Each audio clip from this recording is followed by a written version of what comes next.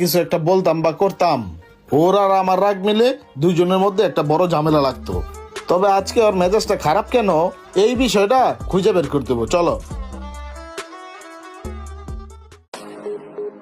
ওই চা দে। এতদিন হয়ে গেলি চা দিতে লিগা, এখন পর্যন্ত বেটা কাপটা ধরতে পারছ নাই। বেটা ফাজিল, তোর এই জায়গায় দোকান দেওয়ার পারমিশন দিছি কেডা? এক কাল লাগতে উড়াই দিন দোকান মোকান সহ। ছাড় দে রে। ওই চা লাগবে না, এটা লয়ে যাই।